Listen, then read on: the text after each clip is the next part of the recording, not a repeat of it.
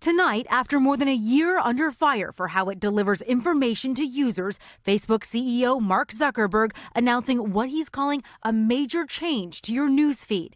Here's what you can expect to see. More posts, photos, and videos from your friends and family. That means less content from businesses, brands, and fewer news articles, too. Zuckerberg predicts you'll spend less time on Facebook as a result and says this will be, quote, good for people's well-being. The move comes after a barrage of criticism, including Facebook's founding president accusing the company of creating an intentionally addictive product. It probably interferes with productivity in weird ways.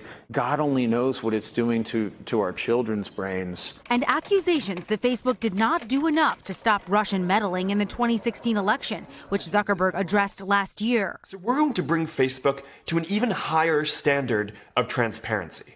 More than 2 billion people use Facebook every month. That's more than the population of China and the U.S. combined. Zuckerberg says he's making these changes to encourage meaningful interactions between people. But in an exclusive interview, former Facebook manager Sandy Parakilas tells us the company is not doing enough. It's taken, I think, way too long for them to get to the point of even admitting that there is a problem. And investors may not be happy with the changes to newsfeed. Facebook's stock today dropped 4%. Jolyn Kent, NBC News, San Francisco. Hey, NBC News fans, thanks for checking out our YouTube channel. Subscribe by clicking on that button down here and click on any of the videos over here to watch the latest interviews, show highlights, and digital exclusives.